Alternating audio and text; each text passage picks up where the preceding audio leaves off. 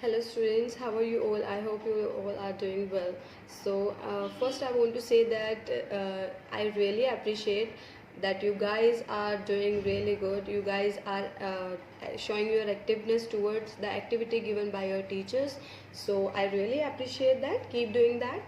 And without wasting the time, we will gonna start the video. So today in this video, we will discuss the basic ICT skills.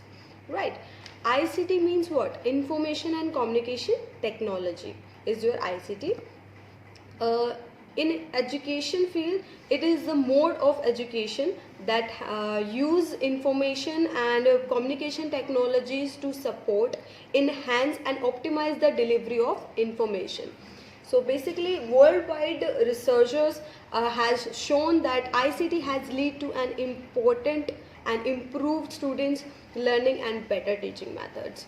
So ICT devices basically कौन कौन से होते हैं जिससे आप ICT use करते हैं? Basically आप लोग phone, your cell phones, your television sets and your tablets जो आप यूज़ करते हैं, एंड बेसिकली जो भी इंटरनेट से कनेक्टिविटी के थ्रू आप जो भी एक्सेस करते हैं डिवाइसेस को, वो आपके सारे ICT डिवाइसेस होते हैं.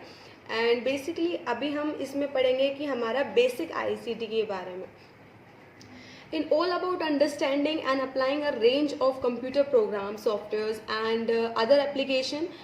These includes word processing, your spreadsheets and your databases, your PowerPoint presentations and your search engines. Basically these are your ICT applications जो आप use करते हैं टू परफॉर्म योर मतलब कि जो भी आप डाटा को डॉक्यूमेंटेशन बनाते हैं या जो भी आप यूज़ करते हैं, तो these are the basic applications जो आप यूज़ करते हैं. आज हम वर्ड प्रोसेसिंग के बारे में पढ़ेंगे. बेसिकली वर्ड प्रोसेसिंग किस तरह से यूज़ होता है, आप उसको कैसे यूज़ करते हैं. तो बेसिकली बहुत सिंपल है, आप लोगों ने बहुत पहले पढ़ा हुआ है क्लासेस में, एंड आप बचपन से पढ़ते हुए आ रहे हैं किस तरह से आप वर्ड प्रोसेसिंग को यूज़ करते हैं, MS वर्ड को आप यूज़ करते हैं. तो वही सिंपल चीज़ें मैं आपके साथ डिस्कस करूँगी. बेसिकली आप सबसे पहली चीज़ होती है कि वर्ड प्रोसेसिंग जो आप MS वर्ड यूज़ करते हैं, तो basically MS word are the most important use of computer users. Basically MS word are the ones most of the जो आपका एप्लीकेशन कंप्यूटर यूजर्स यूज़ करता है for word making a documentation. So writer is open source software. इसका जो writer है वो open source software है. Easily आप उसको डाउनलोड कर सकते हैं, इंस्टॉल कर सकते हैं कोई भी मशीन में जिसमें आप इंटरनेट कनेक्शन कर सकते हैं. एंड आपका गूगल डॉक्स भी आप यूज़ कर सकते हैं, उसको डाउनलोड कर सकते हैं. लेकिन मेन चीज़ क्या होती है कि उसमें आप इंटरनेट का यूज़ होता है, उसमें इंटरनेट बेसिस का यूज़ होता है. एंड बेसिकली सबसे पहले चीज़ हम पढ़ेंगे कि हम किस तरह से उसको ओपन करते हैं और वहाँ से एग्जिट करते हैं आपके MS वर्ड से. सो बेसिकली सबसे पहले हमें क्या करना पड़ेगा, स्टार्ट बटन पे क्लिक करना है. Click on the start button. After that क्या करना है, आपको ऑल प्रोग्राम्स पे जाना है and you have to click on that. उसके बाद माइक्रोसॉफ्ट ऑफिस 2010 आएगा, you have to click on that. After that आपका आएगा MS वर्ड 2010, जिस पे आप क्लिक करते ही आपके पास एक लेआउट तैयार हो जाएगा. MS वर्ड का जो होगा वो आपके सामने आ जाएगा. तो इस तरह से आप MS वर्ड को एक्सेस कर पाएंगे. दूसरी चीज़ होती है, जब आप ने यूज़ कर लिया उसके बाद आप वहाँ से एग्जिट कैसे करेंगे. तो बेसिकली फाइल टैब पे जाएंगे. फाइल टैब पे जाकर उसके बाद आपके पास ऑप्शन आता है एग्जिट का, आप वहाँ से एग्जिट कर सकते हैं. आप डायरेक्टली वहाँ से बाहर आ जाएंगे. बाहर आने के लिए वो आपसे पूछेगा जो आपने चेंजेस किए हैं या कुछ भी है जो आप उसको सेव करना चाहेंगे या नहीं करना चाहेंगे. If you will click on yes, then वो आपसे पूछेगा किस नाम से सेव करना चाहते हैं. तो आप उस नाम से, जो भी आपको नाम सेव करना है आप उस नाम से सेव कर सकते हैं, या तो जो ऑटोमेटिकली वहाँ पर दिखा रहा है वो नाम जो डॉक्यूमेंटेशन करके आता है, तो आप उसी नाम से उसको भी सेव कर सकते हैं. तो बेसिकली अब हम बात करते हैं तो how to create a documentation, किस तरह से हम डॉक्यूमेंटेशन को क्रिएट करते हैं. तो उसके लिए आपको क्या करना है, basically after creation of a documentation in a word you might want to add some text. मैंने यही बोला कि आप किस तरह से आपको क्रिएट करना है, उसके लिए सबसे पहले आपको वहाँ पर कुछ लिखना पड़ेगा, जो भी टेक्स्ट आपको डालना है। तो वहाँ पर जब आप उसको खोलते हैं, जब मैंने बोला कि आपने ओपन किया MS वर्ड, उसके बाद आपके पास एक लेआउट आता है। लेआउट के बाद वहाँ पर एक इंसर्शन पॉइंटर्स आता है, ऐसे ब्लिंक होता हुआ। उसका मतलब ये है कि आप जो भी कीबोर्ड से टाइप करेंगे वो डायरेक्टली वहीं से लिखना स्टार्ट कर देगा, और जहाँ जहाँ पर वो पॉइंटर चला जाएगा वहाँ वहाँ पर आप उसको टाइप कर सकते हैं। जो भी आप लिखेंगे वो वहीं से शो करेगा, दिखाएगा। तो बेसिकली ये एक छोटी सी चीज़ें हैं जो मैं आपको बता रही हूँ। और अगर उसके बाद अगर आपको सेव करना है तो आपके पास शॉर्टकट की भी होती है, Ctrl+S करके आप डायरेक्टली उसके सेव कर। एंड बेसिकली अगर आपको Ctrl+C नहीं करना है तो उसके लिए भी एक स्टेप है जो आपको फॉलो करना पड़ेगा अपनी डॉक्यूमेंटेशन को सेव करने के लिए। Go to the file tab, save as option and then save as dialog box appears. उसमें आपको क्या करना पड़ेगा, you may browse to the extend location of the file from the left pane and then the name of the file. Finally click on the save button. These are the steps you have to follow. That editing text is also important. You can edit the text if you have mentioned the wrong text and wrong spell in somewhere of your documentation. You can change that, you can edit that. So basically it is very easy. And then उसके बाद आता है आपके alignments. You all knows that there is a 4 type of alignments. So basically left, right, center and justify. Left alignment is flush with the left margin, and right alignment is a flush with the right margin, and the text is equally aligned on either side of the central. Vertical line is a word interface, that is your center alignment, and justify is alignment for to both of the left and right margin. So these are the 4 alignments. Basically you have to know about that. So next आता है आपका font size, type and faces. Basically क्या होता है, आपका font size का मतलब होता है जो भी आपने टेक्स्ट उसमें दिया है तो उस टेक्स्ट को आपको कितना साइज़ देना है आप वो उसमें सेलेक्ट करेंगे। एंड बेसिकली किस टाइप का मतलब होता है आपको किस तरह से वो दिखाना है, उसके जो स्टाइलिंग होती है वो आपको कैसे करना है, वो भी आप उसमें कर सकते हैं। उसके बाद आता है फेस। फेस का मतलब क्या होता है कि आप कौन से उसके स्टाइल में आप उसको चेंज करना चाहते हैं, या फिर आपका कौन सा। तो ये चीज़ें सिर्फ आपके एडिटिंग में यूज़ आता है जो आप एडिट करते हैं। नेक्स्ट आता है आपका हेडर एंड फुटर। हेडर क्या करता है, हेडर का मतलब होता है हेडिंग, जो सबसे ऊपर की साइड शो करता है, that is your header. And footer जो आपके पेज पे बिल्कुल नीचे शो करता है, दैट इज़ योर फुटर। ठीक है, बेसिकली क्या होता है, header and footer is useful in a large number of documentations. जो बहुत लंबी डॉक्यूमेंटेशंस आप बनाते हो, मैक्सिमम 100 पेजेस या मिनिमम 100 पेजेस या maximum unlimited, like you can use more than 400 500, इतनी बड़ी बड़ी जो डॉक्यूमेंटेशन है उसमें हम ज़्यादातर हेडर एंड फुटर का यूज़ करते हैं। Very often the documentation must contain the writing of which office is your from. आप हेडर में बेसिकली यही लिखते हैं कि क्या टॉपिक है या कौन से आप उसके बारे में प्रोजेक्ट बनाना स्टार्ट करें, वो सारी चीज़ें। कॉलेज, अगर आप कॉलेज का कुछ बना रहे हैं तो कॉलेज का नाम लिख दिया, स्कूल का कुछ बनाया है स्कूल का नाम लिख दिया, that is included in your headers. And basically putters आपका किस लिए होता है, जो भी आपको पेजेस का आपको करना है 1 2 3 4 5 6, या आपको कोई भी नंबरिंग देनी है पेजेस में या जो भी है, तब आप उसमें फुटर का यूज़ करते हैं बेसिकली।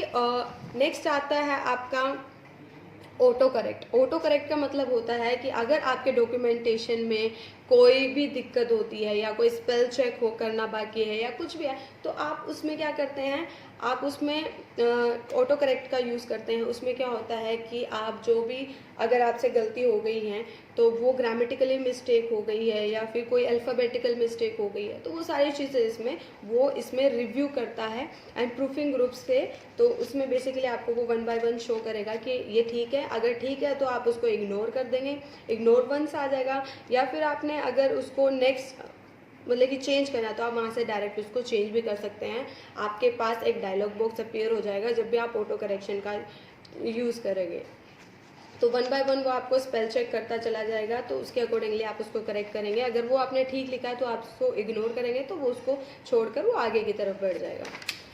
नेक्स्ट आता है नंबरिंग एंड बुलेट्स। मैंने आपको बोला कि आप फुटर जब यूज़ करते हैं तो आप उसमें नंबरिंग डाल देते हैं नीचे, तो आप बेसिकली 1 2 3 4 डालते हैं। यहाँ मैं नंबरिंग की बात वो नहीं कर रही हूँ, मैं यहाँ नंबरिंग की बात कर रही हूँ। जैसे आपने कोई लिस्ट बनाई है, ठीक है, आपने कोई डॉक्यूमेंटेशन में लिस्ट बनाई है तो आप उसमें 1 2 3 4 5 6 7 8 इस तरह से दिखाना चाहते हैं, 1 बाय 1 उसके बारे में लिखा हुआ, तो आप यहाँ पर उस नंबरिंग का यूज़ कर सकते हैं।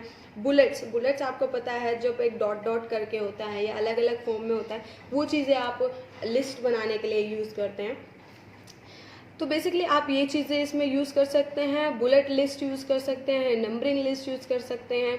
जैसे कि आपने बनाया है कि आपने एक फ्रूट का आपने एक बनाया हुआ है कि मुझे फ्रूट्स में फ्रूट टाइप्स ऑफ फ्रूट करके और लिस्ट बनानी है, तो आप उसमें बार बार नहीं डालेंगे 1 2 3 4 5 6 7 8, नहीं, आप उसमें अगर नंबर लगा देंगे, नंबरिंग लगा देंगे, तो वो ऑटोमेटिकली जब आप एंटर करोगे तो नेक्स्ट 2 1 आ जाएगा, 1 बाद के एंटर करेंगे तो 2 आ जाएगा ऑटोमेटिकली, फिर 2 के बारे में आप लिखेंगे कि कौन सा फ्रूट है, फिर एंटर करते ही फिर ऑटोमेटिकली वहाँ 3 आ जाएगा। तो ये होती है बेसिकली आपकी नंबरिंग। इस तरह से आप नंबरिंग करते हैं। बुलेट भी सेम होता है, आप एंटर करते हैं तो नेक्स्ट बुलेट आ जाता है ऑटोमेटिकली, आप वहाँ से आपका पॉइंटर क्लिक होने लग जाता है, फिर वहाँ जो भी लिखेंगे फिर एंटर करेंगे फिर नेक्स्ट। तो इस तरह से ये आपकी लिस्ट तैयार हो जाती है। नेक्स्ट हम बात करते हैं creating tables, how to create a table. Basically अगर आपको टेबल क्रिएट करना है, सबसे पहले आप इंसर्ट टैब पे जाएंगे, click on the insert tab and click on table drop down from table group. Next, click on the cell corresponding to the dimensions of the table you want to add. Basically आपको जो भी table जितना का भी बनाना है, आप में उसमें 2 रोज रखनी है, 3 रोज रखनी है या कॉलम 2 रखनी है, 3 रखना है, तो आप उसमें रेंज दे देंगे, कॉलम की रेंज दे देंगे कितना चाहिए और आप उसमें रोज का रेंज दे देंगे, जितना भी आप रेंज डालेंगे और ओके पे क्लिक कर देंगे, वैसे इसी तरह का आपके पास टेबल क्रिएट हो जाएगा।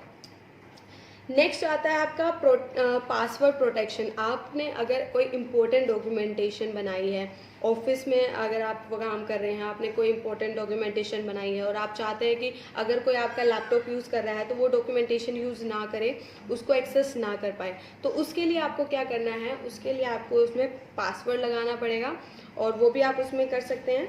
बेसिकली किस तरह से आप पासवर्ड लगाएंगे उसका भी मैं स्टेप आपको बता देती हूँ।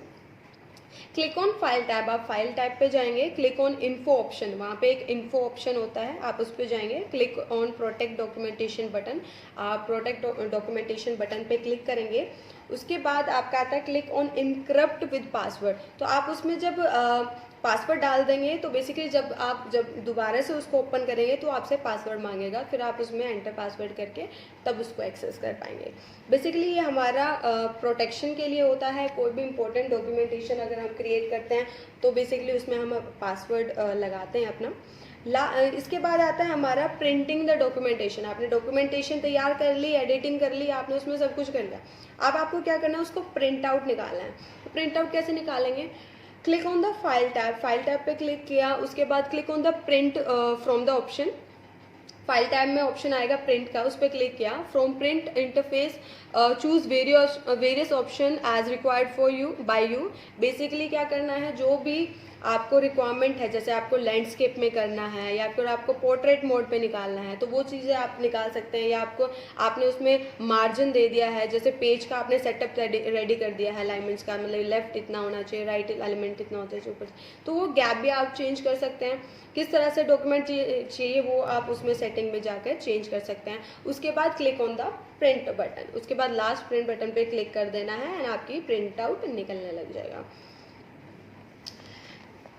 उसके बाद अगर आपको शॉर्टकट की चाहिए कि किस तरह से बिना हम फाइल टाइप पे जाए और प्रिंट पे क्लिक किया हम कैसे करें, तो आप Ctrl+P करेंगे तो उसमें भी आपका वही डायलॉग बॉक्स अपीयर हो जाएगा प्रिंटिंग वाला, आपको फाइल पे जाके प्रिंट पे क्लिक करने की ज़रूरत नहीं पड़ेगी। उसके बाद आता है आपका एक होता है फाइंड एंड रिप्लेस का ऑप्शन। ये आपका तब वर्क करता है जैसे कि आपने एक डॉक्यूमेंटेशन बनाई, ठीक है, आपने एक डॉक्यूमेंटेशन बना दी, लेकिन उस डॉक्यूमेंटेशन में आपने एक नाम गलत लिख दिया, किसी और का नाम आना था लेकिन आपने उसकी जगह किसी और का नाम लिख दिया, ठीक है, जैसे कि मेरा नाम दिशा है तो आपने दिशा की जगह दिव्या कर दिया, तो बेसिकली क्या हो गया, वो नाम की वजह से पूरी डॉक्यूमेंटेशन खराब हो रही है। अब मेरा नाम मतलब कि दिव्या, उस दिशा नाम बार बार यूज़ होना था, उसने क्या कर दिया, बार बार दिव्या यूज़ कर दिया, तो उससे बहुत ज़्यादा प्रॉब्लम हो जाएगी, क्योंकि अगर 400 पेज की फाइल बनाई है तो it's very difficult for that कि मतलब बार बार एक एक लाइन चेक करें, कहाँ कहाँ दिव्या लिखा है, दिशा करना है, मतलब कि ये सारी चीज़ें बहुत ज़्यादा स्ट्रेस हो जाता है। तो उसके लिए ये ऑप्शन होता है कि डायरेक्ट आप फाइंड पे जाते हो, बेसिकली आप Ctrl+F करेंगे तो वो आ जाता है आपका डायलॉग बॉक्स। तो बेसिकली आपसे वो पूछेगा कि किस नाम की जगह क्या नाम डालना है। फाइंड पे आप जब देखेंगे फाइंड का ऑप्शन आ रहा है तो वहाँ पर आप लिख देंगे दिव्या, रिप्लेस पे आप लिख देंगे दिशा, तो एंड उस पर क्लिक कर देंगे। उसके बाद क्या होगा, जहाँ पे दिव्या लिखा है पूरी डॉक्यूमेंटेशन में, उसमें क्या आ जाएगा, दिव्या की जगह दिशा आ जाएगा। तो बेसिकली ये आपका टाइम भी बचाएगा और इट इज़ वेरी यूजफुल। तो बेसिकली ये बहुत हेल्पफुल है, तो ये आपको पता होना चाहिए। पेज नंबरिंग मैं आपको बता चुकी हूँ किस तरह से आप पेज को नंबरिंग कर सकते हैं, 1 2 3 4 5 6 7 8, ये आपके फोटोज़ में इंक्लूड होता है। तो ये सारी चीज़ें नहीं हैं। अब आती है सेविंग और डॉक्यूमेंटेशन, भी मैं आपको बता चुकी हूँ किस तरह से आप सेव करेंगे। या तो आप फाइल पे जाकर सेव एज पे क्लिक करके करेंगे, या तो आप Ctrl+S करेंगे तो आपका सेव एज का डायलॉग बॉक्स अपीयर हो जाता है। आप वहाँ से भी अपने नाम डालकर या जो भी जिस टाइप में आपको अपना डॉक्यूमेंटेशन चाहिए वो आप सेलेक्ट करके आप उसको ओके पे क्लिक कर देंगे, आपकी फाइल सेव हो जाएगी। तो ये होता है हमारा वर्ड प्रोसेसिंग। मैंने आपको सारी चीज़ें बताई हैं। एंड इससे रिलेटेड मैं आपको एक और लिंक मैं आपको दे दूँगी, जो आप देखेंगे तो आप इजीली समझ पाएंगे। एंड मैं आपको नोट्स भी आपको सेंड कर दूँगी व्हाट्सएप पे। So thank you so much and keep doing your best. We are doing our best, so take care, bye.